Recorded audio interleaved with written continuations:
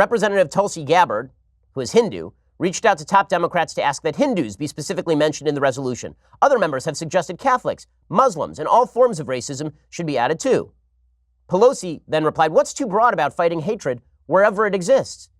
Well, first of all, you're not fighting hatred where it exists. Your representative sits on the Foreign Affairs Committee. You have said that she is not anti-Semitic and that she did not participate in anti-Semitism, Representative Pelosi. Pelosi was specifically asked about this. She said she didn't think that Ilhan Omar's comments were intentionally anti-Semitic. What in the hell does that even mean? Intentionally anti-Semitic. What? She was walking along the street, she slipped in a puddle, and boom, she started spouting anti-Jew hatred? I know it happens to me all the time, just walking down the street. Anvil falls on my head, and suddenly I'm shouting about the KKK being great. Ilhan Omar does this stuff every 2 weeks. She can't help herself. Intentionally anti-Semitic. The intellectual dishonesty, the willingness to overlook all of this, to pander to their intersectional new faces, it's astonishing. It's astonishing. Let's be real. The real reason the New York Times didn't cover the hate crime uptick in New York City is because the purveyors were largely from minority groups, statistically speaking. They weren't going to cover that. They weren't going to cover that because for the Democrats, not all hatred is to be condemned, only hatred that affects the intersectional coalition. Only hatred that helps them coalesce their various bands of supposedly dispossessed victim groups. And Jews aren't to be included in that, even though they are the smallest of these victim groups and the most likely to be targeted by hate crimes, because that might divide the Democratic base. Intersectionality is a dangerous drug. Democrats have been taking it, and now they've OD'd. Representative John Yarmouth said, "We've already voted on it." He said, "Whatever we do, it's going to look like we're responding specifically to her and to AIPAC." Well, it should look like you're responding specifically to Ilhan Omar. She's the one who started this.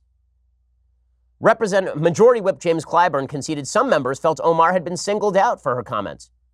He said, all hate, anti-Semitism, Islamophobia, racism, all that stuff. And then James Clyburn let the cat out of the bag. Then James Clyburn really let the cat out of the bag. You ready for the ugliest garbage you've ever heard from Majority Whip James Clyburn of South Carolina? You ready for this? This is from The Hill. Clyburn came to Omar's defense on Wednesday, lamenting that many of the media reports surrounding the recent controversy have omitted mentioning that Omar, who was born in Somalia, had to flee the country to escape violence and spent 4 years in a Kenyan refugee camp before coming to the United States.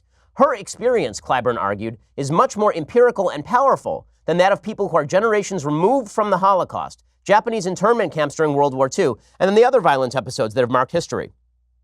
I'm serious about that. There are people who tell me, well, my parents are Holocaust survivors. My parents did this. It's more personal with her, Clyburn said. I've talked to her, and I can tell you, she is living through a lot of pain. This is vile. Vile. So anti-Semitism no longer matters because you see Ilhan Omar suffered. You know who else suffered? Ayaan Hirsi Ali. You know what the left has done with Ayaan Hirsi Ali? They've othered her. They've decided that she cannot be heard. They've tried to ban her from campuses because she is anti-radical Islam.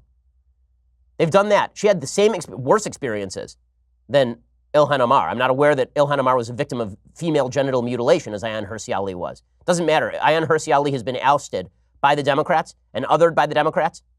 But don't worry.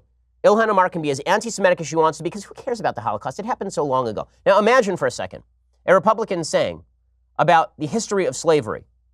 You know what? People should stop complaining that America enslaved people. They really should stop complaining about it altogether. Like, we shouldn't even mention it. And if somebody says something racist today, that is linked to the legacy of slavery.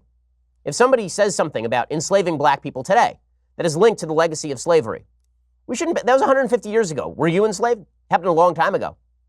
People on the left would be angry to suggest that because you had people who died in the Holocaust, well, you haven't suffered as, what is this, competitive suffering?